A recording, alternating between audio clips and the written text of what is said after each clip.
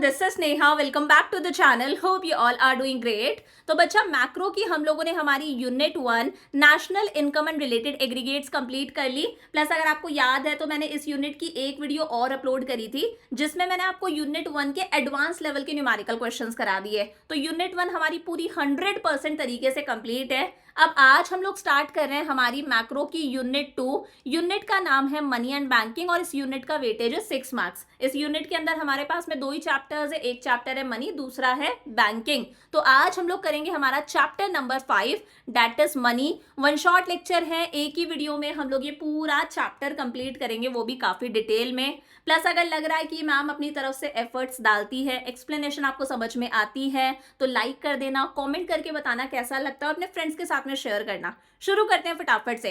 क्या नाम है चैप्टर का? मनी। इजी सा चैप्टर है। चैप्टर की शुरुआत होती है money and evolution of money, कि मतलब मनी है क्या और मनी का इवोल्यूशन कैसे हुआ, मतलब मनी का डेवलपमेंट कैसे हुआ। जैसे पहले के जमाने में मनी नहीं चलती थी, पहले बार्टर सिस्टम होता था, गुड्स से गुड्स को एक्सचेंज करा जाता था। देन गोल्ड और सिल्वर के कॉइन्स आने लगे, ये मेटालिक कॉइन्स आने लगे धीरे धीरे। फिर पेपर नोट्स का जन्म हुआ, then credit cards, debit cards, आजकल गूगल पे का जमाना है, फोन पे का जमाना है। तो वही मनी का डेवलपमेंट कैसे हुआ, मनी ने कैसे प्रोग्रेस करी, किस तरह से मनी का इवोल्यूशन हुआ। तो सबसे पहले तो देखो मनी क्या है। मनी आप सब जानते हो, इंडिया के अंदर रुपी क्या है? मनी है। यूएसए के अंदर डॉलर क्या है? मनी है। मनी एक ऐसी चीज है जिसकी हेल्प से आप कुछ भी परचेज कर सकते हो और जिसके लिए सामने वाला आपको कुछ भी सेल करने को तैयार है। तो मनी एक ऐसी चीज है जो किसका काम करती है? मीडियम ऑफ एक्सचेंज का काम करती है, यानी कि मनी की हेल्प से आप कुछ भी परचेज कर सकते हो और सामने वाला मनी के लिए आपको चीजें सेल करता है। A thing which is commonly accepted as a medium of exchange is called money. Money क्या है? मनी एक ऐसी चीज है जो मीडियम ऑफ एक्सचेंज का काम करती है, जिसकी हेल्प से हम चीजों को परचेज कर सकते हैं, जिसके लिए हम चीजें सेल करते हैं। यही क्या है? मनी है। इंडिया के अंदर रह रहे हैं, रुपी क्या है? मनी है। यूएसए में रह रहे हैं, डॉलर क्या है? मनी है। तो देखो अगर हम पुराने समय की बात करें तो पुराने समय में मनी नहीं चलती थी। पुराने समय में क्या होता था? बार्टर सिस्टम चलता था। बार्टर सिस्टम का मतलब है गुड्स से गुड्स को एक्सचेंज करा जाता था। फॉर एग्जाम्पल मैंने कहा मेरे पास में वीट है और मुझे राइस की रिक्वायरमेंट है, तो मैं मेरा वीट किसी को सेल करूंगी और बदले में उससे उसका राइस ले लूंगी। तो पहले के जमाने में क्या चलता था? बार्टर सिस्टम चलता था। लेकिन जैसे जैसे हमारी पॉपुलेशन इंक्रीज होने लगी, ह्यूमन वांट्स इंक्रीज होने लगी, हमें समझ में आने लगा कि यार बार्टर सिस्टम से काम नहीं चलेगा, बार्टर सिस्टम इनएफिशिएंट साबित हो गया। क्योंकि देखो बार्टर सिस्टम के साथ में बहुत बड़ी कमी क्या है कि मान लो मेरे पास में राइस है और मुझे वीट चाहिए, तो पहले मैं देखूंगी कि मेरे राइस की किसको रिक्वायरमेंट है, किसको मेरा राइस चाहिए, और जिसे मेरा राइस चाहिए उसके पास में वीट होना चाहिए ताकि मैं उससे एक्सचेंज कर सकूं। तो जैसे जैसे हमारी पॉपुलेशन बढ़ती गई हमें समझ में आने लग गया कि ये जो बार्टर सिस्टम है इससे काम नहीं चलेगा, ये काफी इनएफिशिएंट है। तो धीरे धीरे गोल्ड और सिल्वर के कॉइन्स का जन्म हुआ। जब ब्रिटिशर्स हम पर रूल करा करते थे तब सिल्वर के कॉइन्स चलते थे, लेकिन इसके साथ में भी एक बहुत बड़ी समस्या थी। पहली समस्या ये थी कि गोल्ड और सिल्वर के कॉइन्स को कैरी करना बहुत ज्यादा डेंजरस हो जाता था। और दूसरी और सबसे बड़ी समस्या थी, मैंने कहा ये एक सिल्वर का कॉइन है और इस सिल्वर के कॉइन पर लिखा हुआ क्या है? 10 रुपए लिखा हुआ है। अब ये जो 10 रुपए लिखा हुआ है ये क्या है? इसकी मनी वैल्यू है। क्या है? मनी वैल्यू है कि इस सिल्वर के कॉइन से आप 10 रुपए का सामान खरीद सकते हो। लेकिन अगर इस सिल्वर के कॉइन को हम मेल्ट करेंगे, पिघालेंगे, तो इसके अंदर से सिल्वर निकलेगा। और मैंने कहा जो सिल्वर निकल रहा है उसकी कीमत 12 रुपए है या फिर 15 रुपए है। इसे हम लोग क्या बोलते हैं? Commodity value. तो लोगों को समझ में आने लगा कि यार इस पे लिखा हुआ 10 है, लेकिन अगर हम इस सिल्वर के कॉइन को मेल्ट करते हैं तो इसके अंदर से 12 रुपए का 15 रुपए का सिल्वर निकल जाता है। तो लोगों ने सोचा यार इस सिक्के को हम सेव करना चालू कर देते हैं, कल को सिल्वर की प्राइसेस इंक्रीज हो जाएंगी, गोल्ड की प्राइसेस इंक्रीज हो जाएंगी, तो ये सिक्के हमारे काम आएंगे।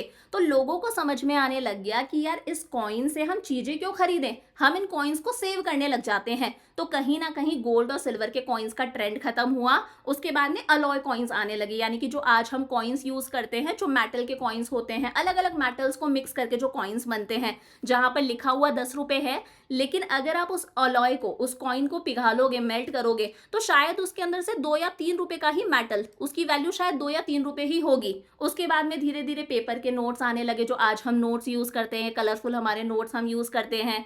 धीरे धीरे फिर प्लास्टिक मनी का जन्म हुआ, यानी कि क्रेडिट कार्ड्स आने लगे, डेबिट कार्ड्स आने लगे, और तो और आज हम क्या यूज करते हैं, ई मनी, इलेक्ट्रॉनिक मनी यूज करते हैं, यानी कि हम इलेक्ट्रॉनिकली पैसा ट्रांसफर कर सकते हैं। फोन पे का जमाना है, गूगल पे का जमाना है, या फिर नेट बैंकिंग के थ्रू हम ट्रांजेक्शन्स कर सकते हैं।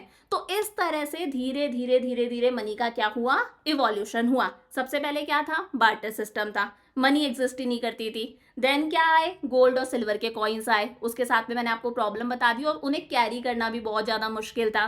धीरे धीरे अलॉय के कॉइन्स आने लगे, फिर हमारी पेपर मनी का जन्म हुआ जो आज हम यूज करते हैं। देन धीरे धीरे प्लास्टिक मनी आई और आज हम क्या यूज करते हैं, इलेक्ट्रॉनिक मनी। समझ में आ गया।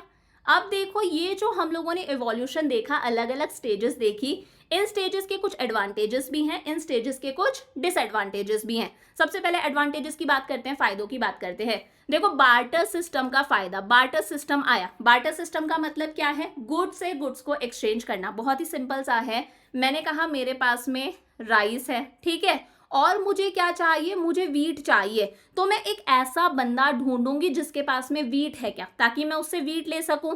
और ये भी जरूरी है कि सामने वाले बंदे को राइस की रिक्वायरमेंट होनी चाहिए ताकि मैं उसे मेरा राइस सेल कर सकूं, क्योंकि पहले पैसा एग्जिस्ट नहीं करता था। तो बार्टर सिस्टम आया तो कहीं ना कहीं एक्सचेंज पॉसिबल होने लगा कि यार अब लोग चीजों से चीजें एक्सचेंज करने लग गए। उसके बाद में क्या आती है, हमारी मेटालिक करेंसी आती है। मेटालिक करेंसी के अंदर भी सबसे पहले क्या आए, हमारे पास में गोल्ड और सिल्वर के कॉइन्स आए। फिर धीरे धीरे हमारे अलॉय कॉइन्स आने लगे, जो कॉइन्स आज हम यूज करते हैं। तो एक्सचेंज और ज्यादा इंक्रीज हो गया, कहीं ना कहीं लोगों का एक्सपेंडिचर इंक्रीज होने लगा। अब हमारी जेब में सिक्के हैं, कॉइन्स हैं, तो हम चीजों का परचेज कर सकते हैं, लोगों का खर्चा बढ़ने लगा। और कहीं ना कहीं सेल और परचेज वाला जो काम था वो आपस में सेपरेट होने लगा। देखो बार्टर सिस्टम में क्या होता था, अगर हम वीट परचेज कर रहे हैं तो at a same point of time हम क्या कर रहे हैं, हमारा राइस सेल कर रहे हैं। मतलब सेल और परचेज दोनों काम एक साथ होते थे। ऐसा नहीं कि हम लोगों ने सिर्फ परचेज कर लिया, कुछ परचेज करना है तो जो हमारे पास में है वो हमें सामने वाले को सेल करना पड़ेगा। लेकिन जैसे ही मेटालिक करेंसी का जन्म हुआ, गोल्ड सिल्वर के कॉइन्स वगैरह आने लगे, ये जो सेल और परचेज वाला काम था ये क्या हो गया, आपस में सेपरेट हो गया। उसके बाद में धीरे धीरे पेपर मनी का चलन आया, यानी कि पेपर मनी एग्जिस्टेंस में आने लगी। अब पेपर से पैसा बन जाता है तो हमें गोल्ड और सिल्वर के रिजर्व्स रखने की जरूरत नहीं है। जो हमारा एक्सचेंज था वो ग्लोबल लेवल पर पहुंच गया, हम खुलकर एक्सपोर्ट करने लगे, खुलकर इंपोर्ट करने लगे। इन्वेस्टमेंट बहुत ज़्यादा आसान हो गया, मल्टीनेशनल कंपनीज हमारे देश में आने लगी, पैसा इन्वेस्ट करने लगी। दूसरे देश हमारे देश में पैसा इन्वेस्ट कर रहे हैं, हम दूसरे देशों में पैसा इन्वेस्ट कर रहे हैं। Supply of money has become more elastic. इस बात का मतलब है मनी की सप्लाई और ज्यादा इलास्टिक हो गई। मान लो लोगों को पैसों की रिक्वायरमेंट है, लोगों को पैसा चाहिए, तो अब यहाँ पर गोल्ड और सिल्वर की रिक्वायरमेंट नहीं है, सिंपल पेपर पर पैसा बनाया जा रहा है, पेपर नोट्स हैं। तो आरबीआई के लिए आसान हो गया कि लोगों को पैसों की रिक्वायरमेंट है तो आरबीआई इजीली पैसा छाप सकता है, यानी कि नोट्स बना सकता है। तो मनी की सप्लाई कैसी हो गई, और ज्यादा इलास्टिक हो गई। फिर धीरे धीरे इलेक्ट्रॉनिक मनी का जमाना आया, plastic money I, debit cards हैं हमारे पास में, क्रेडिट कार्ड्स हैं, या फिर गूगल पे है, फोन पे है। तो इसकी वजह से कहीं ना कहीं हम अब नोट्स इशू नहीं करने पड़ते, तो पेपर नोट्स को इशू करने की कॉस्ट कम हो चुकी है, पेपर का यूज बहुत कम हो चुका है। Any time anywhere net banking, हम कहीं पर भी बैंकिंग कर सकते हैं और कभी भी कर सकते हैं, कहीं पर भी कभी भी। ऑफिस में हम पैसा ट्रांसफर कर सकते हैं, हमारे पास में पैसा आ सकता है, शॉपिंग कर सकते हैं, हम रात को कर सकते हैं, दिन में कर सकते हैं। मतलब अब हम सिर्फ और सिर्फ बैंक तक सीमित नहीं है, बैंक की वॉल्स तक सीमित नहीं है, हम कभी भी कहीं पर भी ट्रांजेक्शन्स कर सकते हैं। ट्रेड और ज़्यादा फ्लेक्सिबल हो चुका है। ट्रेड का मतलब है ये गुड्स और सर्विसेज को सेल करना, परचेज करना। आप देख लो फ्लिपकार्ट है, मिंत्रा है, रात को नींद नहीं आ रही, हम क्या कर रहे हैं, सिंपली स्क्रॉल कर रहे हैं, चीजें मंगा रहे हैं आसानी से। तो ट्रेड बहुत ज्यादा फ्लेक्सिबल हो चुका है। And account tackling has become convenient. आज हम आसानी से हमारे अकाउंट्स को टैकल कर सकते हैं, हम देख सकते हैं एक बार फोन के अंदर कि हमारे अकाउंट में कितना पैसा है, कितना पैसा क्रेडिट हुआ है, कितना डेबिट हुआ है, हमारी एफडी कितने की है, हमारे इन्वेस्टमेंट्स कितने के हैं। तो ये सारी चीजें बहुत ज्यादा कन्वीनियंट हो चुकी हैं। समझ में आ गया। लेकिन at a same point of time in सारी स्टेजेस के हमारे पास में डिसएडवांटेजेस भी हैं। देखो बार्टर सिस्टम के अंदर क्या क्या कमियां थी। बार्टर सिस्टम मतलब गुड्स से गुड्स का एक्सचेंज करा जा रहा है। सबसे बड़ी कमी है डबल कोइंसिडेंस ऑफ वांट्स। देखो डबल कोइंसिडेंस ऑफ वांट्स का मतलब है अगर मुझे किसी से कुछ चाहिए, मेरे पास में राइस है और मुझे व्हीट चाहिए, सबसे पहले तो मैं ढूंढूंगी कि भाई व्हीट किसके पास में है। चलो भाई एक बारी के लिए मुझे वो इंसान मिल भी गया जिसके पास में व्हीट है, लेकिन उस बंदे को भी राइस की रिक्वायरमेंट होनी चाहिए क्योंकि मेरे पास में पैसा नहीं है। तो दोनों पार्टीज के पास में ऐसी चीज होनी चाहिए जिसकी एक दूसरे को रिक्वायरमेंट है, जिसकी हेल्प से वो एक दूसरे की वांट्स को सेटिस्फाई कर सके, तभी यहाँ पर एक्सचेंज पॉसिबल है, अदरवाइज एक्सचेंज पॉसिबल नहीं है। Lack of common unit of value, जब मनी नहीं थी, बार्टर सिस्टम के अंदर किसी भी चीज को वैल्यू करना बहुत मुश्किल था। आज हम हर चीज को पैसों में मेजर कर सकते हैं। मैंने पूछा आपकी गाड़ी कितने की है, आप आराम से बता सकते हो 5 लाख रुपए की है। ये पेन कितने का है, मैंने बोल दिया 10 रुपए का पेन है। नोटबुक कितने की है, 40 रुपीज की नोटबुक है।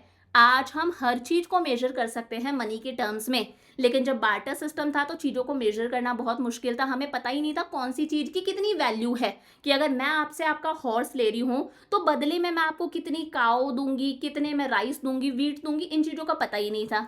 लैक ऑफ फ्यूचर पेमेंट्स करना कहीं ना कहीं बहुत मुश्किल था। मैंने मान लो आपसे 10 किलो राइस लिया है, ठीक है, और मुझे आपको पेमेंट करनी है, ये उधार के तौर पर मैंने आपसे 10 किलो राइस ले लिया। अब मुझे आपको 5 साल बाद में पेमेंट करनी है, तो 5 साल बाद में मैं पेमेंट किस फॉर्म के अंदर करूंगी, राइस तो रखा रखा खराब हो जाएगा। 5 साल बाद में मैं आपको मेरी गाय दूंगी, मेरी बफेलो दूंगी, मेरी गाड़ी दूंगी, क्या दूंगी, और इंटरेस्ट के तौर पे मैं क्या दूंगी। अगर हम कभी लोन लेते हैं तो हमें बदले में इंटरेस्ट भी देना पड़ता है। मनी एग्जिस्ट ही नहीं करता तो हम इंटरेस्ट कैसे कैलकुलेट करेंगे। चीजों को स्टोर करना बहुत मुश्किल था। आज हम पैसे को इजीली स्टोर कर सकते हैं, हम लॉकर में पैसा रख सकते हैं, बैंक्स के अंदर रख सकते हैं, और तो और हमें कहीं रखने की जरूरत नहीं है, सिंपल फोन में हमारा पैसा है, एक एंट्री ही तो है फोन के अंदर। लेकिन पहले के टाइम पर असेट्स क्या होते थे, पैसा एग्जिस्ट नहीं करता था। राइस है, व्हीट है, काउ है, बफेलो है, हॉर्स है, यही एसेट्स होते थे, इन्हें स्टोर करना बहुत मुश्किल होता था।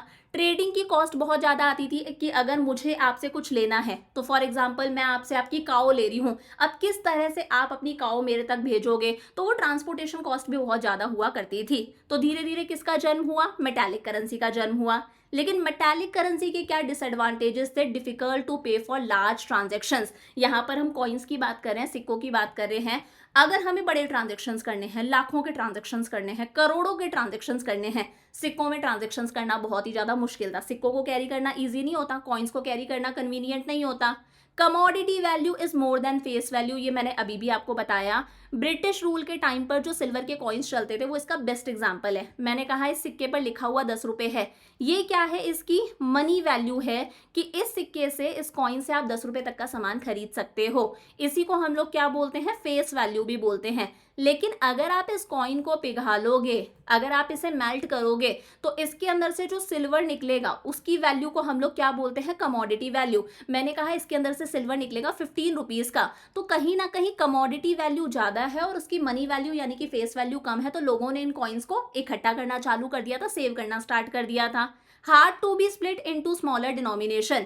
मान लो आपके पास में एक कॉइन है जिस कॉइन पर लिखा हुआ है 500 का कॉइन है, लेकिन आप सामान खरीद रहे हो सिर्फ 100 रुपए का, तो फिर आप पेमेंट कैसे करोगे। स्मॉलर डिनोमिनेशंस की हम पेमेंट नहीं कर सकते अगर हमारे पास में बड़े डिनोमिनेशन का कॉइन है।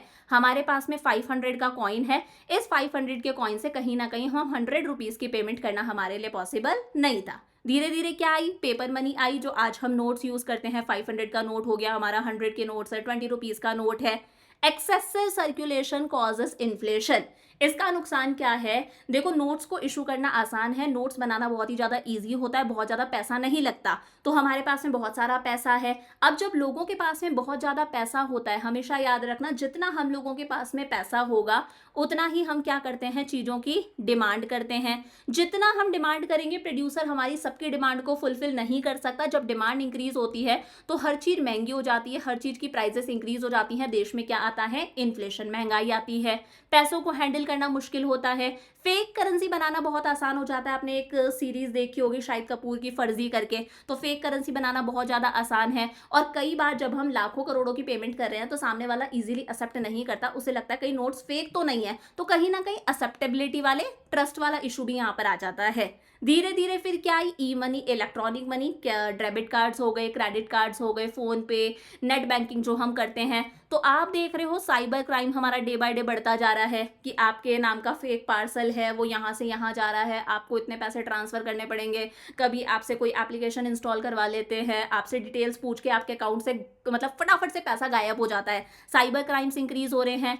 अब आजकल हमारे पास में फोन पे वगैरह है तो हम बिना सोचे समझे चीजें खरीदते हैं। रात को बोर हो रहे हैं, स्क्रॉल करते जा रहे हैं, मिंत्रा से कुछ मंगा लिया, फ्लिपकार्ट से कुछ मंगा लिया, कभी भी स्विगी से कुछ ऑर्डर कर दिया, तो बिना सोचे समझे हमारा एक्सपेंडिचर इंक्रीज हो रहा है, हम पैसा खर्च करते जा रहे हैं। और सामने वाला कई बार एक्सेप्ट भी नहीं करता। जिन्हें नॉलेज है, इलेक्ट्रॉनिक बैंकिंग जो लोग समझते हैं, ई मनी जो लोग समझते हैं, वो ये पैसा एक्सेप्ट करते हैं। अगर किसी के पास में फोन पे वगैरह नहीं है, किसी के पास में बैंकिंग सिस्टम से कोई अवेयर नहीं है, तो सामने वाला इस फॉर्म में पैसा एक्सेप्ट नहीं करता। समझ में आ गया? तो क्लियर है मनी है क्या और मनी का इवोल्यूशन किस तरह से हुआ, हर स्टेजेस के क्या एडवांटेजेस हैं, क्या डिसएडवांटेजेस हैं।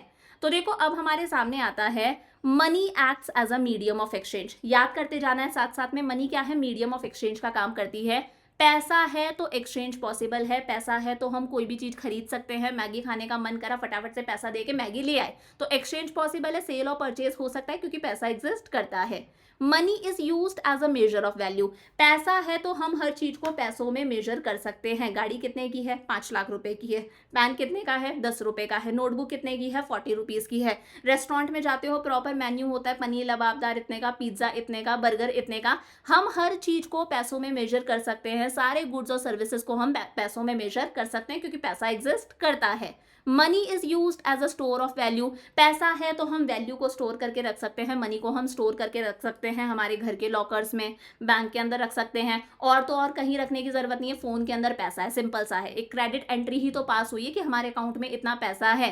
And money is used as a standard for deferred payments, यानी कि पैसा है तो हम फ्यूचर पेमेंट्स आराम से कर सकते हैं कि मैंने बैंक से 10 लाख रुपए लिए, ठीक है, 5 साल के लिए लिए, तो ये तो प्रिंसिपल अमाउंट है, 5 साल बाद में मुझे प्रिंसिपल अमाउंट तो रिटर्न करना ही है। इस प्रिंसिपल अमाउंट पे मुझे मान लो 12% इंटरेस्ट देना है, तो वो इंटरेस्ट कैलकुलेट करना भी आसान है। समझ पा रहे हो? तो पैसा है तो हम फ्यूचर पेमेंट्स कर सकते हैं, हमें पता है हमें कितना पैसा रिटर्न करना और इस पैसे पर हमें सामने वाले को कितना इंटरेस्ट देना है। तो मनी क्या है, एक ऐसा इंस्ट्रूमेंट है। Money is defined as an instrument, एक ऐसा इंस्ट्रूमेंट है that serves as a medium of exchange, जो किसका काम करता है, मीडियम ऑफ एक्सचेंज का काम करता है। स्टोर ऑफ वैल्यू, हम पैसे को स्टोर भी कर सकते हैं। मेजर ऑफ वैल्यू, हम किसी भी चीज को पैसों में मेजर कर सकते हैं, पैसों में तोल सकते हैं। And a standard for deferred payments, अगर पैसा है तो हम फ्यूचर पेमेंट्स, कॉन्ट्रैक्चुअल पेमेंट्स भी इसे बोलते हैं, वो आसानी से कर सकते हैं। So money is what money does. Money का मतलब है, मनी जो फंक्शंस परफॉर्म कर रही है, मनी जो सारे काम कर रही है, वही क्या है, मनी है। मनी जितने भी फंक्शंस परफॉर्म कर रही है, मीडियम ऑफ एक्सचेंज है, मेजर ऑफ वैल्यू है, स्टोर ऑफ वैल्यू है, स्टैंडर्ड फॉर डेफर्ड पेमेंट्स है, वही मनी की क्या है, परिभाषा है। Money is what money does. Money जो काम कर रही है वही मनी है, वही मनी की डेफिनेशन है। समझ में आ गया पैसा होता क्या है? अब देखो आगे बात करते हैं बार्टर सिस्टम ऑफ एक्सचेंज। मैंने अभी पीछे भी बता दिया, बार्टर सिस्टम का मतलब है एक ऐसा सिस्टम, पैसा एग्जिस्ट नहीं करता, गुड्स से गुड्स का एक्सचेंज करा जाता है। It is a system of exchange in which goods are exchanged for goods. ऐसा सिस्टम जिसमें गुड्स से गुड्स को एक्सचेंज करा जाता है, वही क्या है, बार्टर सिस्टम है। मैंने कहा आप मेरा लैपटॉप ले लो और बदले में मुझे आपकी एक्टिवा दे दो, स्कूटी दे दो, ये क्या है, बार्टर सिस्टम है।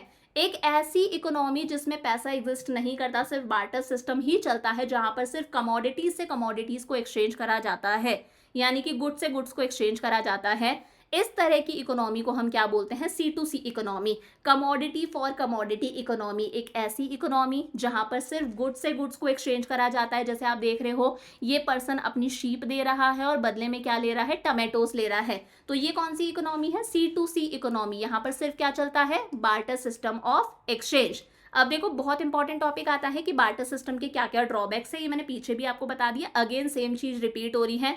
पहला है डबल कोइंसिडेंस ऑफ फंड्स। बहुत ही आसान सा है, मैंने कहा मेरे पास में राइस है, ठीक है, मेरे पास में राइस है और मुझे क्या चाहिए, मुझे वीट चाहिए, ठीक है, मुझे वीट चाहिए। तो सबसे पहले मैं ऐसे देखूंगी कि किसी को मेरे राइस की रिक्वायरमेंट क्या गई। मैं एक इंसान के पास में पूछा राइस चाहिए क्या, बंदे ने मना कर दिया। फिर एक इंसान के पास में गई राइस चाहिए क्या, इसने भी मना कर दिया। फिर एक के पास में गई राइस चाहिए क्या, ये बोलता है हाँ राइस चाहिए, लेकिन अब बदले में अच्छा, बदले में मुझे क्या चाहिए, वीट चाहिए। तो मैं सामने वाले से पूछूंगी आपके पास में वीट है क्या, वो बोलेगा नहीं मेरे पास में वीट नहीं है, तो अब हम इससे एक्सचेंज नहीं कर सकते। फिर मैं एक बंदे के पास में गई, राइस चाहिए, ये बोलता है हाँ भाई राइस चाहिए, मुझे बदले में क्या चाहिए, वीट चाहिए। मैं सामने वाले से पूछूंगी आपके पास में वीट है क्या, आप मुझे अपना वीट सेल कर सकते हो क्या, ये कह रहा है हाँ मेरे पास में वीट है, मैं आपको वीट सेल कर सकता हूँ। तो मैं एक्सचेंज सिर्फ इस बंदे के साथ में करूंगी, फोर्थ वाले के साथ में। मतलब डबल कोइंसिडेंस ऑफ बॉन्ड्स का सिंपल सा मतलब है, यहाँ पर एक्सचेंज करने के लिए जरूरी है जो चीज मेरे पास में है उसकी रिक्वायरमेंट सामने वाले को होनी चाहिए, और सामने वाले के पास में ऐसी चीज होनी चाहिए जिसकी रिक्वायरमेंट मुझे है, तभी एक्सचेंज पॉसिबल है, अदरवाइज एक्सचेंज पॉसिबल नहीं है। वही लिखा है double coincidence of bonds means eight a point of time, at a same point of time, एक पॉइंट ऑफ टाइम पर two individuals should have such goods which they are willing to exchange for the satisfaction of their wants। दो individuals के पास में ऐसी चीजें होनी चाहिए जो एक दूसरे से एक्सचेंज करना चाहते हैं ताकि एक दूसरे की वांट सेटिस्फाई हो सके। यही बार्टर सिस्टम में होता था और यही इसकी सबसे बड़ी कमी है। सेकेंड है lack of common unit of value, हमें पता ही नहीं है किसी चीज की कितनी कीमत है। आज मैं आपसे पूछती हूँ आपका लैपटॉप कितने का है, आप बोल सकते हो 80,000 का है। हम हर चीज को पैसों में मेजर कर सकते हैं, लेकिन बार्टर सिस्टम के अंदर पैसा एग्जिस्ट नहीं करता था, हमें पता ही नहीं था हमारे असेट्स, हमारी प्रॉपर्टी की कितनी वैल्यू है। मैंने कहा मैं आपसे आपकी काऊ ले रही हूँ, तो बदले में मैं आपको क्या दूं, बदले में मैं आपको एप्पल्स दूं, बदले में मैं आपको मेरा हॉर्स दूं, बदले में मैं आपको मेरी कैट दूं, क्या दूं। चीजों की हमें वैल्यू ही नहीं पता थी कि कौन सी चीज महंगी है कौन सी चीज सस्ती है। अभी मैं अगर आपसे बोल रही हूँ कि मुझे आपकी गाड़ी दे दो, मैं बदले में आपको मेरी स्कूटी दे रही हूँ, आप साफ मना कर दोगे, क्योंकि आपको पता है गाड़ी की वैल्यू ज्यादा है, स्कूटी की वैल्यू कम है। लेकिन पहले के टाइम पर कोई कॉमन यूनिट ऑफ वैल्यू ही नहीं थी, हमें पता ही नहीं था किसी चीज की कीमत कितनी है। थर्ड है डिफिकल्टी ऑफ फ्यूचर पेमेंट्स, आप इसे फ्यूचर पेमेंट्स भी बोल सकते हो, कॉन्ट्रैक्चुअल पेमेंट्स भी बोल सकते हो, और इसे डेफर्ड पेमेंट्स भी बोल सकते हो। फ्यूचर पेमेंट्स बहुत मुश्किल थे। फॉर एग्जाम्पल अगर आज मैं बैंक से 10 लाख रुपीज का लोन लेती हूँ, ठीक है, ये प्रिंसिपल अमाउंट है, अब 5 साल के लिए मैंने लोन लिया है, 5 साल बाद में मैं प्रिंसिपल अमाउंट तो लौटाऊंगी ही, 10 लाख तो लौटाऊंगी ही, साथ में मैं इंटरेस्ट भी पे करूंगी। और मैंने कहा मान लो इंटरेस्ट की रेट बनती है 12%, तो इंटरेस्ट में कितना पे करूंगी, 10 लाख, और 10 लाख का सिंपल सा हम निकाल लेंगे 12%। तो हमें पता है कि हमें कितना अमाउंट रिटर्न करना है, प्रिंसिपल भी देना है इंटरेस्ट भी देना है। लेकिन पहले के टाइम पर यह चीज पॉसिबल नहीं थी। मैंने मान लो घर में कोई शादी वगैरह है, किसी से 10 किलो मैंने राइस लिए हैं, ठीक है, और मैंने बोला है 2 साल बाद में हम लौटा देंगे। अब 2 साल बाद में हम क्या लौटाएंगे, 10 किलो राइस लौटा रहे हैं, हो सकता है वो पड़े पड़े खराब हो गए हों, और राइस के साथ में इंटरेस्ट के तौर पर हम क्या देंगे, छोटी सी हमारी गाय का बच्चा देंगे, छोटी सी बफेलो देंगे, क्या देंगे पहले के जमाने में। तो फ्यूचर पेमेंट्स कहीं ना कहीं बहुत ज्यादा मुश्किल थी। Difficulty of storage of value and transfer of value, चीजों को स्टोर करना बहुत मुश्किल था, और एक बारी के लिए अगर आपने स्टोर कर लिया तो चीजों को ट्रांसफर करना बहुत मुश्किल था। आज हम पैसे को कहीं पर भी स्टोर कर सकते हैं, लॉकर्स वगैरह के अंदर, बैंक्स के अंदर, फ्रिज के कवर के नीचे रख सकते हैं, किचन के डिब्बों में रख सकते हैं, बेड के कवर के नीचे रख सकते हैं, मैट्रेस के नीचे, कहीं पर भी रख देते हैं। पहले के टाइम पर चीजों को स्टोर करना मुश्किल था। अब गाय भैंस राइस वीट, इनको कैसे स्टोर करोगे और कितना स्टोर कर लोगे। पहले के टाइम पर जो लाइफ स्टॉक होते थे, गाय भैंस घोड़ा वगैरह है, यही वेल्थ होती थी, यही असेट्स होते थे। अब इनकी तो एक लाइफ होती है ना, डेथ पॉसिबल है, तो स्टोर करना बहुत मुश्किल था। और एक बारी के लिए अगर आपने स्टोर भी कर दिया, तो अगर आपको ट्रांसफर करना है, किसी को बेचना है, तो ट्रांसपोर्टेशन कॉस्ट बहुत ज्यादा आती थी। हॉर्स को कैसे भिजवाओगे, बफेलो को कैसे भिजवाओगे, तो ट्रांसफर करना बहुत मुश्किल था। तो C2C इकोनॉमी में saving is possible only by way of storage of goods. Goods को स्टोर करा जाता था, गुड्स को स्टोर करने की कॉस्ट ज्यादा आती है, लगता है कि गुड्स पड़े पड़े खराब हो जाएंगे, फ्लड्स आ गए, अर्थक्वेक्स आ गए, सारी चीजें खराब हो गई। और अगर ट्रांसफर करना है वो अगेन एक डिफिकल्ट टास्क, क्योंकि ट्रांसपोर्टेशन कॉस्ट बहुत ज्यादा थी। तो जैसे जैसे मनी का इवोल्यूशन हुआ, स्टोरेज वाला काम आसान हो गया, ट्रांसफर करने का काम आसान हो गया। समझ में आ गए। तो ये थे बार्टर सिस्टम के हमारे ड्रॉबैक्स। आगे देखो, बात करते हैं forms of money. Again important topic है। फॉर्म्स ऑफ मनी के अंदर हमारे पास में 4 तरह की मनी है, 2 कैटेगरीज में क्लासिफाई करा है। एक है fiat money and fiduciary money. साथ साथ में नाम याद कर लो, वीडियो पॉज करो और कमेंट्स में लिखते जाओ, fiat money and fiduciary money. कौन कौन सी, fiat money and fiduciary money.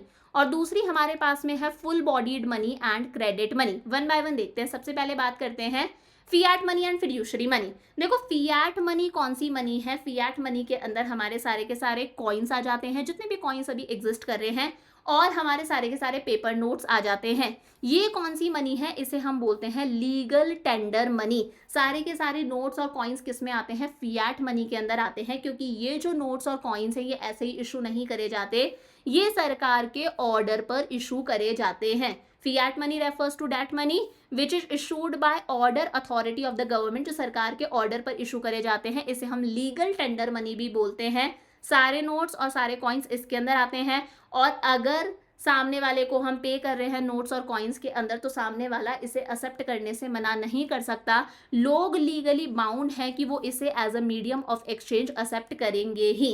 अगर आप मुझे पेमेंट कर रहे हो, फी पे कर रहे हो, मान लो 500 रुपीज़ के अंदर, 500 रुपीज़ के आप नोट्स मुझे दे रहे हो, तो मैं लीगली बाउंड हूँ कि मैं एक्सेप्ट करूंगी ही। मैं ऐसा नहीं बोल सकती मुझे तो 500 के नोट दो, समझ में आ रहा है। मैं लीगली बाउंड हूँ कि मुझे वो as a medium of exchange accept करने ही पड़ेंगे। सारे के सारे नोट्स और कॉइन्स किस में आते हैं, फियाट मनी के अंदर। याद रहेगा, सिर्फ फियाट मनी हम पढ़ रहे हैं, दूसरा नाम क्या है, legal tender money.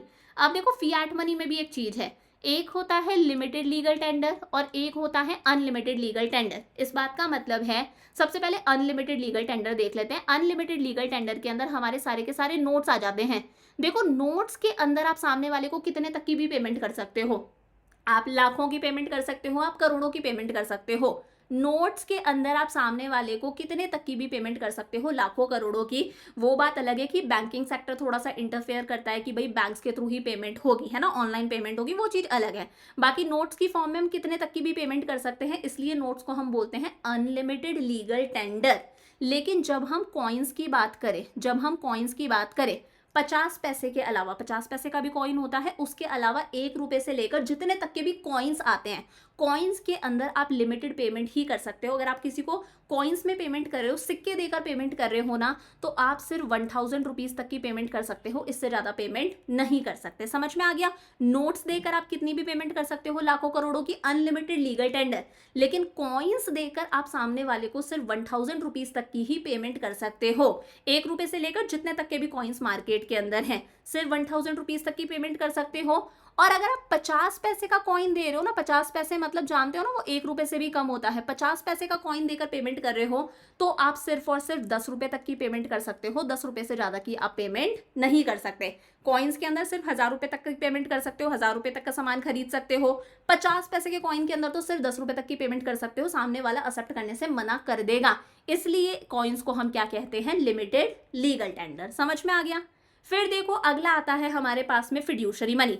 Fiduciary money वो मनी है जो सरकार के ऑर्डर पर इशू नहीं करी जाती, इसे हम लीगल टेंडर मनी नहीं बोलते। इसके अंदर सबसे अच्छा एग्जांपल है चेक्स। चेक्स क्या है, चेक सरकार के ऑर्डर पर इशू नहीं करे जाते। पार्टीज चेक्स एक्सेप्ट करती हैं because of the trust between the payer and the पे। अगर आप मुझे चेक से पेमेंट कर रहे हो तो आप कौन हो, पेयर हो। आप पेमेंट किसे कर रहे हो, मुझे कर रहे हो, तो नेहा मैम कौन है, नेहा मैम है पेई। आप अगर मुझे चेक से पेमेंट कर रहे हो तो कहीं ना कहीं मुझे आप पर विश्वास है कि आपके अकाउंट के अंदर पैसा होगा, ये चेक बाउंस नहीं होने वाला। तो फिड्यूशरी मनी वो मनी है which is accepted as a medium of exchange, जिसे हम as a medium of exchange use करते हैं because of the trust between the payer and the पे।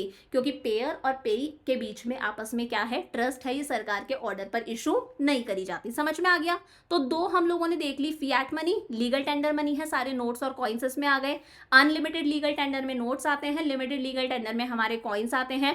फिड्यूशरी मनी का सबसे अच्छा एग्जांपल है चेक वगैरह, which is accepted as a medium of exchange because of the trust between the payer and the payee. अगली हमारे पास में आती है full bodied money and credit money.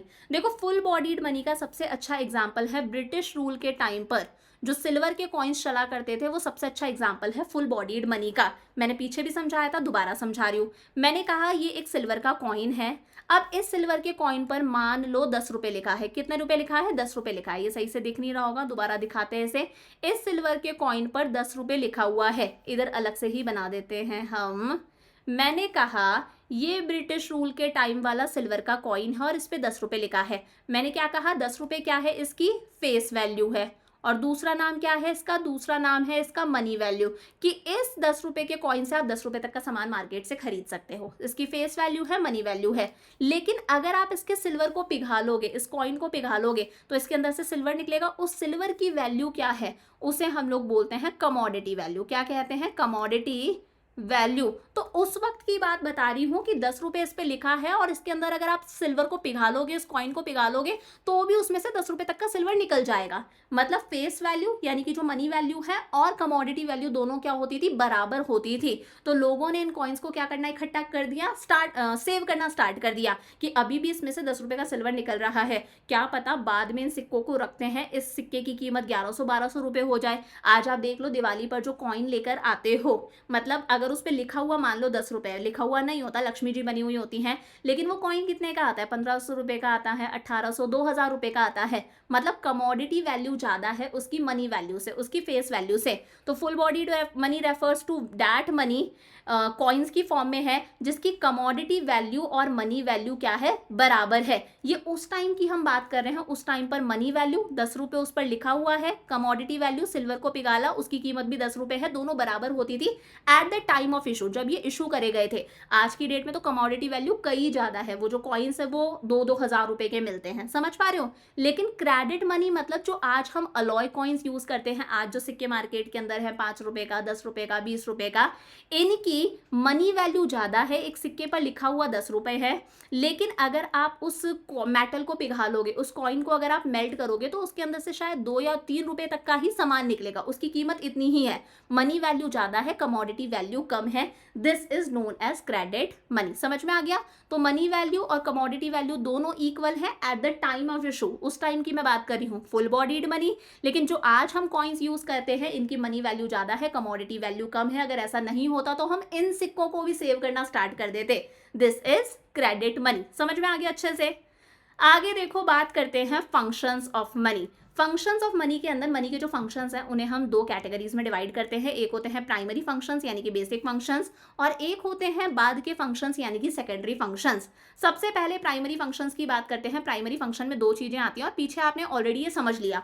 एक है मीडियम ऑफ एक्सचेंज, मनी है, मनी किसका काम करती है, मीडियम ऑफ एक्सचेंज का काम करती है। मनी है तो सेल और परचेज का काम आसानी से हो सकता है। जब मनी एग्जिस्ट नहीं करती थी तो गुड्स से गुड्स को एक्सचेंज करा जाता था, जैसा बार्टर सिस्टम में होता था। अब इसके फायदे क्या हैं, मनी मीडियम ऑफ एक्सचेंज का काम करती है तो आज एक्सचेंज का जो प्रोसेस है वो सिंपलर हो गया है। हमें अगर कुछ परचेज करना है तो हम सिर्फ परचेज ही करके आते हैं, सामने वाले को कुछ सेल नहीं करके आते, सिर्फ हम परचेज करते हैं, सामने वाले को पैसा दे देते हैं। It has change the nature of production activity. देखो पहले जो फार्मर्स वगैरह प्रोडक्शन करते थे वो किसके लिए करते थे, सेल्फ कंजम्पशन के लिए। किसके लिए करते थे, सेल्फ कंजम्पशन के लिए। वो सोचते थे उगाओ और अपनी फैमिली का पेट भर लो, क्रॉप्स ग्रो करो, इससे अपनी फैमिली का पेट भर लो। उनके दिमाग में आता ही नहीं था कि बेच के हम पैसा भी कमा सकते हैं, क्योंकि पैसा एग्जिस्ट नहीं करता था। फिर धीरे धीरे पैसा आ गया तो फार्मर अब प्रोडक्शन करता है मार्केट के लिए। फार्मर उगाता है, मार्केट में सेल करता है और बदले में क्या कमाता है, पैसा कमाता है। मतलब कमर्शलाइजेशन हो चुका है हर चीज का, और सेल और परचेज वाला जो काम है वो आपस में क्या हो गया, सेपरेट हो गया। परचेज करना है तो सिर्फ परचेज ही करते हैं, सामने वाले को कुछ सेल करने की हमें जरूरत नहीं है, क्योंकि पैसा एग्जिस्ट करता है। दूसरा प्राइमरी फंक्शन है मेजर ऑफ वैल्यू। याद रखना, मेजर ऑफ वैल्यू का ही दूसरा नाम है यूनिट ऑफ वैल्यू। पैसा है तो हम हर और गुड्स और सर्विसेज को पैसों में मेजर कर सकते हैं। बार्टर सिस्टम के अंदर हम किसी भी चीज को मेजर नहीं कर सकते थे, मेजर करना मुश्किल था। आज पैसा है तो हम हर चीज को पैसों के अंदर क्या कर सकते हैं, मेजर कर सकते हैं। Common unit of value has facilitated comparison of market value of different assets. आज हम अलग अलग एसेट्स की वैल्यू को कंपेयर कर सकते हैं। लैपटॉप लेने जाते हो तो देखते हो ना, ये 80,000 का है, ये 1 लाख का है, ये 1,50,000 का है। आप हर चीज को पैसों में मेजर कर सकते हो, कंपेयर कर सकते हो कि आपको कौन सा चाहिए। हर चीज को पैसों में मेजर कर सकते हैं। और आज पैसा एग्जिस्ट करता है तो हम नेशनल इनकम कैलकुलेट कर सकते हैं। हमें पता है देश के अंदर जितने भी गुड्स और सर्विसेज प्रोड्यूस हो रहे हैं उनकी मार्केट वैल्यू कितनी है, उन्हें हम पैसों में तोल सकते हैं, उनकी हम मार्केट वैल्यू निकाल सकते हैं। तो कहीं ना कहीं नेशनल इनकम कैलकुलेट करना भी पॉसिबल है। समझ में आ गए। तो 2 प्राइमरी फंक्शंस हैं, medium of exchange and measure of value, जिसका दूसरा नाम है unit of value. Secondary functions को ही हम सब्सिडरी फंक्शंस भी बोलते हैं। इसमें 3 आते हैं। पहला है स्टैंडर्ड ऑफ डेफर्ड पेमेंट्स। पैसा है तो आज डेफर्ड पेमेंट्स हम कर सकते हैं। डेफर्ड पेमेंट्स के 2 नाम मैंने आपको और बताए, फ्यूचर पेमेंट्स या फिर contractual payments. It has led to the emergence of financial market, और इसीलिए आज फाइनेंशियल मार्केट्स का जन्म हो रहा है कि हम लोन लेते हैं, हमें पता है हमें कितना प्रिंसिपल लौटाना है, कितना अमाउंट लौटाना है, और हम उस पर इंटरेस्ट भी कैलकुलेट कर सकते हैं। तो फाइनेंशियल मार्केट्स का जन्म हो गया कि हम लोन ले सकते हैं, उस पैसे को हम कहीं ना कहीं इन्वेस्ट कर सकते हैं। बैंकिंग सेक्टर हमारा ग्रो कर रहा है क्योंकि फ्यूचर पेमेंट्स पॉसिबल हैं। It has led to increase in consumption expenditure and investment expenditure. आज पैसा एग्जिस्ट करता है तो हमारा खर्चा बढ़ रहा है, हम कंजम्पशन के लिए खर्चा कर रहे हैं, अपने लाइफ की रिक्वायरमेंट्स को पूरा करने के लिए हम खर्चा कर रहे हैं, चाहे वो खाना हो, एजुकेशन हो। इन्वेस्टमेंट हम कर रहे हैं, हम बैंक से लोन लेते हैं, प्रॉमिस करते हैं 5 साल बाद में लौटाएंगे, 10 साल बाद में लौटाएंगे, विद इंटरेस्ट लौटाएंगे, आराम से कंजम्पशन करते हैं, आराम से इन्वेस्टमेंट करते हैं। ये सारी चीज़ें इंक्रीज हो रही हैं। सेकेंड है स्टोर ऑफ वैल्यू। पैसा है तो हम हमारी वेल्थ को, हमारी धन जायदाद जमा पूंजी को इजीली स्टोर कर सकते हैं। बार्टर सिस्टम में स्टोर करना कहीं ना कहीं मुश्किल था क्योंकि गुड्स रखे रखे वियर आउट हो जाते हैं, डैमेज हो जाते हैं, कोई अर्थक्वेक्स आ गए, फ्लड्स वगैरह आ गए, हमारे लाइफ स्टॉक का भी नुकसान होगा, गाय भैंस घोड़ा वगैरह सब चीज़ों का नुकसान होगा, राइस वीट का भी नुकसान होगा, वो रखे रखे खराब हो जाएंगे। लेकिन पैसा है तो हम पैसों को स्टोर कर सकते हैं। तो आज वेल्थ को स्टोर करना आसान हो गया। पहले हम सेव करते हैं, बाद में फ्यूचर में उस पैसे को क्या करते हैं, इन्वेस्ट करते हैं, देश की ग्रोथ होती है, लोग एनकरेज होकर पैसा और सेव करने लगे हैं। थर्ड है ट्रांसफर ऑफ वैल्यू। पैसा है तो हम पैसे को इजीली ट्रांसफर कर सकते हैं और सिर्फ इंडिया के अंदर ही नहीं, हम दूसरे देशों में भी पैसा ट्रांसफर कर सकते हैं। सिर्फ एक क्लिक करना है, एक क्लिक करने पर पैसा ट्रांसफर हो जाएगा। ग्लोबल फाइनेंशियल मार्केट्स का जन्म हुआ है। हम सिर्फ इंडिया के मार्केट से ही लोन नहीं ले सकते, इंडिया के बैंक से ही लोन नहीं ले सकते। ग्लोबल फाइनेंशियल मार्केट हम कहीं से भी लोन ले सकते हैं। वर्ल्ड बैंक से लोन ले लिया इंडिया ने, IMF से लोन ले लिया, दूसरे देशों की सरकार से लोन ले लिया। तो इस तरह से ग्लोबल फाइनेंशियल मार्केट्स का जन्म हो रहा है। MNCs की ग्रोथ हो रही है, बाहर की कंपनीज इंडिया में आके अपना बिजनेस सेटअप कर रही हैं क्योंकि वो पैसा इन्वेस्ट कर सकती हैं, पैसा एग्जिस्ट करता है। डायरेक्ट फॉरेन डायरेक्ट इन्वेस्टमेंट का जन्म हो रहा है, हम दूसरे देशों में पैसा इन्वेस्ट करते हैं, दूसरे देश हमारे देश में पैसा इन्वेस्ट करते हैं। Mobility of capital across different regions of the country, ये चीज इनहेंस हुई है। हम लोग आराम से दूसरे देशों में कैपिटल लगा सकते हैं, पैसा लगा सकते हैं, दूसरे देश हमारे देश में पैसा लगा सकते हैं। हम उनसे मशीनरी खरीद लेते हैं क्योंकि आसानी से पेमेंट कर सकते हैं। तो वह ये पैसे को ट्रांसफर करना बहुत ज़्यादा ईजी हो चुका है। समझ में आ गया? तो दो तो प्राइमरी फंक्शंस है, measure medium of exchange and measure of value यानी कि यूनिट ऑफ वैल्यू।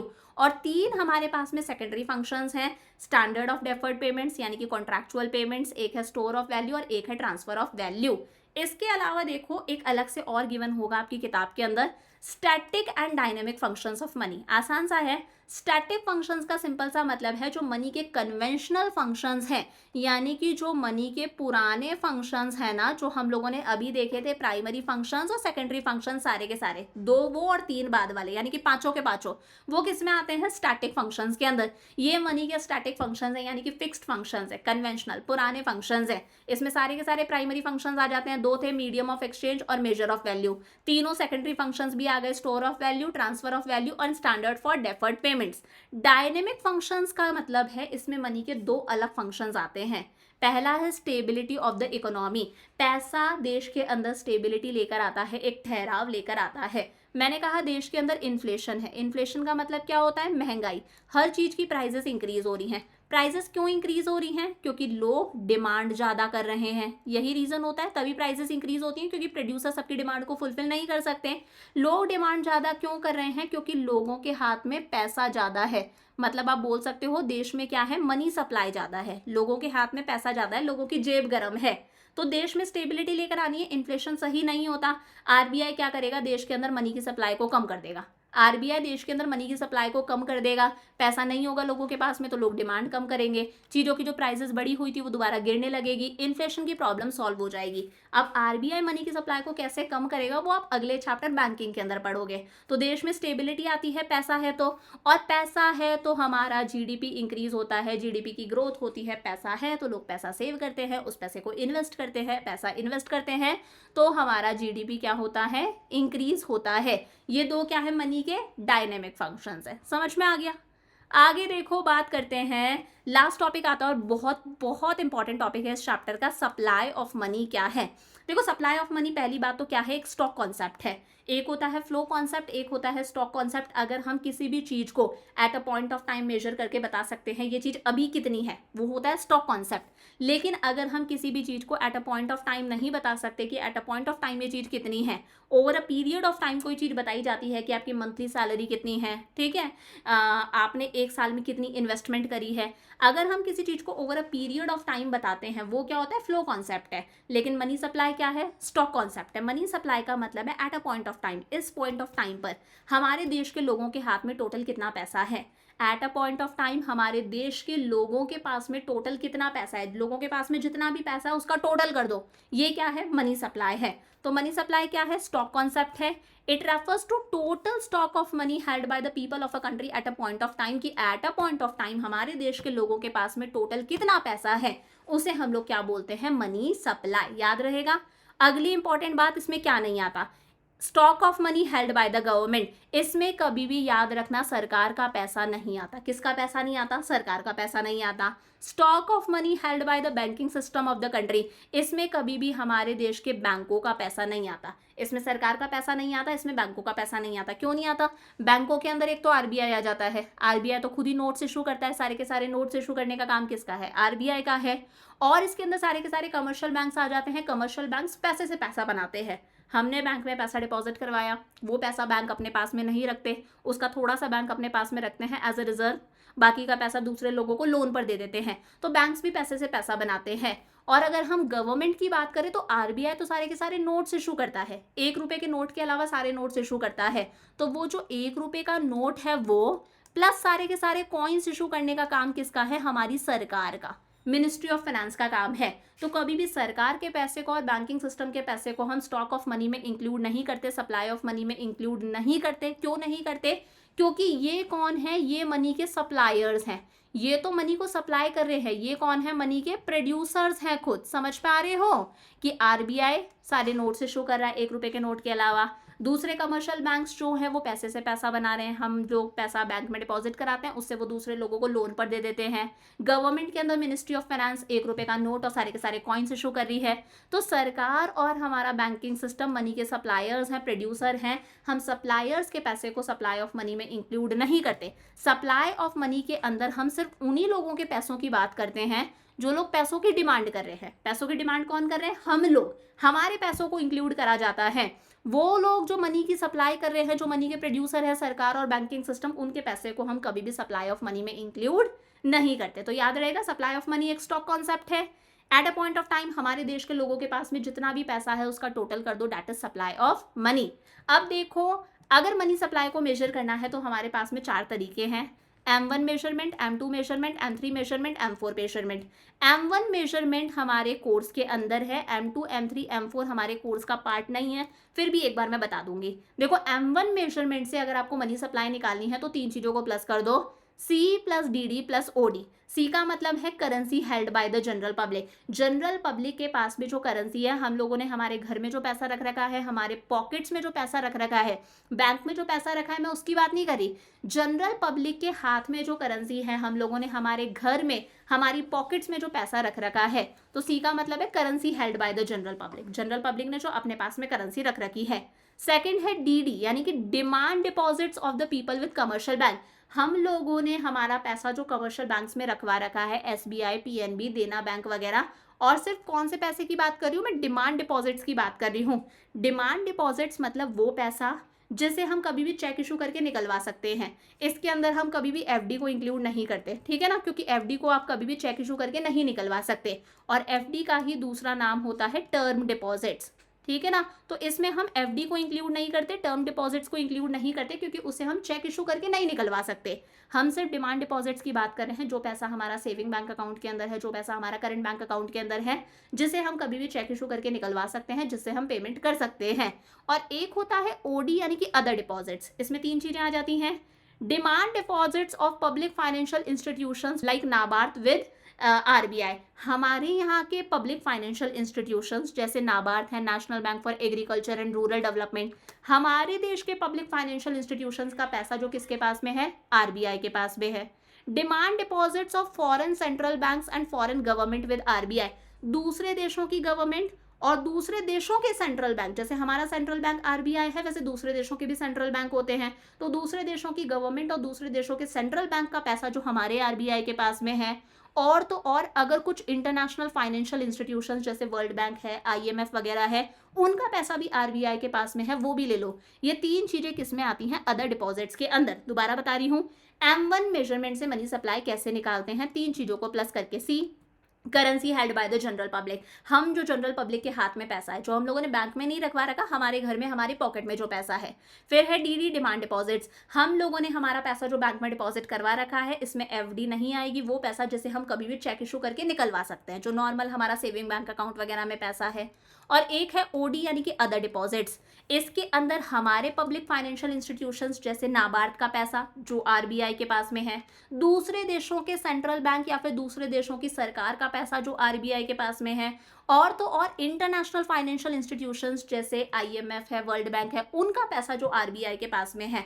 इन तीनों को प्लस कर दो, दैट इज अदर डिपॉजिट। समझ में आ गया? तो अदर डिपॉजिट्स के अंदर अभी भी आप लोगों ने देखा होगा हमारी सरकार का पैसा नहीं आया, नहीं आया ना हमारी सरकार का पैसा, और हमारे यहाँ के बैंकिंग सिस्टम का पैसा भी नहीं आया। नाबार्ड बैंकिंग सिस्टम में नहीं आता, याद रखना। तो हम यहाँ पर हमारे सरकार और हमारे बैंकिंग सिस्टम के पैसे को इंक्लूड नहीं कर रहे, क्योंकि पीछे मैंने बताया था सरकार और हमारा बैंकिंग सिस्टम क्या है? मनी के सप्लायर्स हैं, मनी के प्रोड्यूसर्स हैं। एक चीज और, यहाँ पर मैंने डिमांड डिपॉजिट्स लिख रखा है, हम लोगों के डिमांड डिपॉजिट्स, या फिर सॉरी यहाँ पर ये ऊपर वाला, यहाँ पर मैंने डिमांड डिपॉजिट्स लिख रखा है। यहाँ पर हम कौन से डिमांड डिपॉजिट्स की बात कर रहे हैं? यहाँ पर हम नेट डिमांड डिपॉजिट्स की बात कर रहे हैं। ये जो डिमांड डिपॉजिट्स लिखा हुआ है, इसके आगे एक वर्ड लगा दो, नेट डिमांड डिपॉजिट्स। इसका मतलब है सिर्फ लोगों का पैसा जो कमर्शियल बैंक्स के पास में है, जिसे हम चेक इशू करके निकलवा सकते हैं।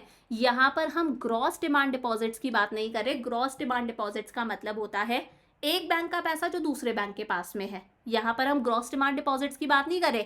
ग्रॉस डिमांड डिपॉजिट्स में इंटर बैंकिंग क्लेम्स आ जाते हैं, यानी कि एक बैंक का पैसा जो दूसरे बैंक के पास में है, उसकी हम बात नहीं कर रहे। हम किसकी बात कर रहे हैं? नेट डिमांड डिपॉजिट्स की। इसका मतलब सिर्फ लोगों का पैसा जो कमर्शियल बैंक्स के पास में है, इसके अंदर इंटर बैंकिंग क्लेम्स नहीं आते। एक बैंक का पैसा दूसरे बैंक के पास में है, वो चीज इसमें इंक्लूडेड नहीं है, क्योंकि मैंने बताया बैंक के पैसे को हम मनी सप्लाई में इंक्लूड नहीं करते। तो वही लिखा है, M1 मेजरमेंट से मनी सप्लाई कैसे निकालेंगे? Currency held with the public, demand deposits of the people with the commercial banks, और कौन से डिमांड डिपॉजिट्स ले रहे हैं हम? Net demand deposits. ग्रॉस के अंदर इंटर बैंकिंग क्लेम्स आ जाते हैं, वो हमें नहीं लेना। अदर डिपॉजिट्स विद आरबीआई, इसमें 3 चीजें आ गई, जैसे हमारे पब्लिक फाइनेंशियल इंस्टीट्यूशंस का पैसा, जैसे नाबार्ड का पैसा आरबीआई के पास में, दूसरे देशों के सेंट्रल बैंक और दूसरे देशों की सरकार का पैसा आरबीआई के पास में, और तो और इंटरनेशनल फाइनेंशियल इंस्टीट्यूशंस जैसे वर्ल्ड बैंक वगैरह का पैसा आरबीआई के पास में। समझ में आ गया? अब देखो, पीछे मैंने बताया था टर्म डिपॉजिट्स का मतलब होता है एफडी। क्या होता है? एफडी, फिक्स्ड डिपॉजिट्स, जिसका एक टाइम पीरियड फिक्स्ड है, उसे आप मैच्योरिटी पर ही निकाल सकते हो। एक है डिमांड डिपॉजिट्स, ये वो पैसा है जिसकी हेल्प से आप पेमेंट्स कर सकते हो, जिसके अगेंस्ट आप चेक इशू कर सकते हो, इसे आप चेक इशू करके निकलवा सकते हो। तो टर्म डिपॉजिट्स यानी कि जो एफडी होती है, उसका टाइम पीरियड फिक्स होता है। डिमांड डिपॉजिट का कोई फिक्स पीरियड नहीं होता। एफडी को आप नहीं निकलवा सकते, इमरजेंसी में निकलवा सकते हो, इंटरेस्ट वगैरह कट जाएगा।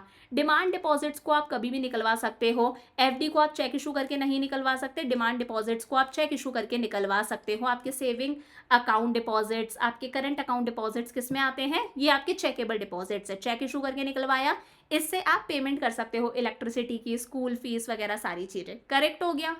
फिर देखो 3 और थे जो आपके कोर्स में नहीं है, ऐसे बता देती हूँ। M2 measurement of money supply कैसे निकालेंगे? M1 वाला ले लो। M1 वाला कैसे आया था? C plus DD plus OD, उसमें एक चीज प्लस कर दो, deposits with post office saving bank account. लोगों का post office saving bank account भी होता है, पोस्ट ऑफिस के अंदर भी वो पैसा जमा करा के रखते हैं, उसे प्लस कर दो तो हमारे पास में क्या आ जाएगा? M2 measure of money supply. ये पहले वाले से ब्रॉडर है, उससे बड़ा है। क्यों? क्योंकि उसके अंदर post office saving bank account वाला पैसा नहीं आया, इसके अंदर वो भी आ गया। फिर थर्ड आता है M3, कैसे निकालेंगे? M1 ले लो, M1 अगेन वही C plus DD plus OD। इसके अंदर जो हम लोग कमर्शियल बैंक्स के अंदर SBI PNB वगैरह, उनके अंदर जो हम टाइम डिपॉजिट्स रखवाते हैं, यानी कि जो हम FD करवा के रखते हैं, उसे प्लस कर दो। समझ में आ गया? तो ये M1 से ब्रॉडर है, क्योंकि M1 के अंदर FD वगैरह नहीं आई थी, इसके अंदर हम लोगों ने टाइम डिपॉजिट्स यानी कि FD को भी प्लस कर दिया। और लास्ट आता है M4 measurement of money supply, इसमें M3 आ गया। M3 ले लो, M3 का मतलब है M1 M1 कैसे निकला था, C plus DD plus OD, और उसके साथ में हम लोगों ने क्या लिया, टाइम डिपॉजिट्स भी ले लिए, यानी कि हम लोगों ने जो कॉमर्शियल बैंक्स में FD करा रखी है वो भी ले लो, और उसमें हमें पैसा जमा कर लेना है जो हम लोगों ने पोस्ट ऑफिस में डिपॉजिट करा रखा है। Total deposits with post office में चाहे हम लोगों ने हमारा सेविंग बैंक अकाउंट है, चाहे पोस्ट ऑफिस के अंदर हम लोगों ने FD करा रखी है, सब कुछ प्लस कर दो तो क्या आ जाएगा, M4 आ जाएगा। तो अगर देखा जाए तो M1 जो है वो सबसे छोटा कॉन्सेप्ट है, वही हमारे कोर्स में है, और M4 जो है वो सबसे ब्रॉडर कॉन्सेप्ट है, सबसे बड़ा कॉन्सेप्ट है, क्योंकि इसके अंदर सब कुछ आ गया। M3 आ गया, M3 के अंदर M1 ऑलरेडी इंक्लूडेड है, आप देख लो, C plus DD plus OD, plus M3 के अंदर time deposits with commercial banks भी आ गया, कमर्शियल बैंक्स में जो FD कराई है वो भी आ गया, प्लस हम लोगों ने total deposits with post office भी ले लिया कि पोस्ट ऑफिस के सारे डिपॉजिट्स ले लो, चाहे वो हमारे सेविंग बैंक अकाउंट हो, चाहे वो FD हो, सब कुछ ले लो। समझ में आ गया? तो M1 और M2 दोनों किस में आते हैं, नैरो मनी में, छोटा कॉन्सेप्ट है, लिक्विड ज्यादा है, इजीली कैश में कन्वर्ट कर सकते हैं। M3 M4 ब्रॉड मनी के अंदर आते हैं, लिक्विड कम है, क्योंकि इसके अंदर क्या इंक्लूडेड है, इसके अंदर हमारे टाइम डिपॉजिट्स यानी कि FD इंक्लूडेड है, जिसे कैश में कन्वर्ट करना उतना आसान नहीं होता, इसका एक फिक्स्ड पीरियड होता है। एक याद रखना, M3 को ही हम एग्रीगेट मोनेटरी रिसोर्स बोलते हैं। क्या बोलते हैं? Aggregate monetary resource. लास्ट आता है सप्लायर्स ऑफ मनी। हमारे देश में कौन कौन पैसे को सप्लाई करते हैं? एक है हमारा central bank of every country, हमारे देश का सेंट्रल बैंक का नाम क्या है, RBI। एक है कमर्शियल बैंक्स और एक है हमारी सरकार। देखो, सेंट्रल बैंक क्या है, मेन सप्लायर है मनी का, central bank of the country यानी कि हमारा RBI। Reserve bank of India क्या है, प्रिंसिपल सप्लायर है मनी का। रिजर्व बैंक सारे के सारे नोट्स इशू करता है एक्सेप्ट 1 रुपी नोट, 1 रुपए के नोट के अलावा सारे के सारे नोट्स इशू करने का काम किसका है, रिजर्व बैंक ऑफ इंडिया का।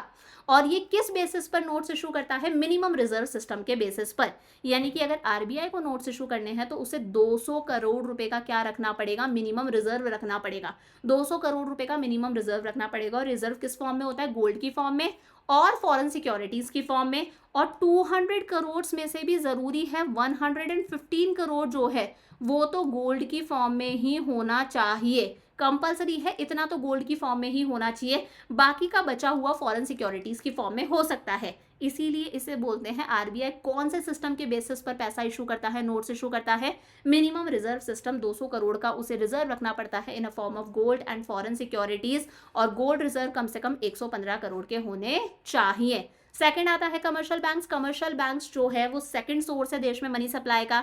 कमर्शियल बैंक्स कोई भी करेंसी इशू नहीं करते, फिर भी वो देश में मनी सप्लाई करते हैं। कैसे करते हैं, पैसे से पैसा बनाते हैं। मैं गई, मैंने बैंक में 10,000 रुपीज क्या करवाए, डिपॉजिट करवाए। बैंक इस पैसे को अपने पास में नहीं रखते, मेरे अकाउंट में मुझे दिखेगा कि 10,000 रुपए है, लेकिन बैंक इस पैसे को अपने पास में नहीं रखता।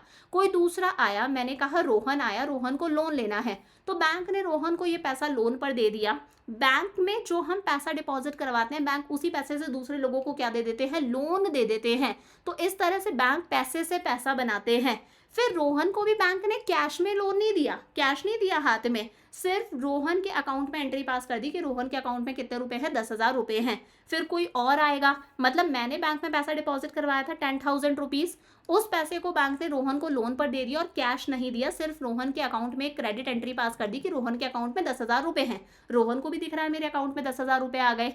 अब अगेन मान लो कोई दूसरा बंदा आ गया, अब सोहन आ गया, तो बैंक सोहन को ये 10,000 दे देगा। सोहन के अकाउंट में भी सिर्फ एंट्री पास कर दी कि सोहन के अकाउंट में 10,000 रुपए हैं, कैश हाथ में नहीं दिया। जिसे जितनी जरूरत है वो उतना उतना ATM से निकलवा कर पेमेंट कर सकता है। समझ पा रहे हो ना? तो इस तरह से बैंक्स पैसे से पैसा बनाते हैं और इस पैसे को बोला जाता है चेकेबल डिपॉजिट्स।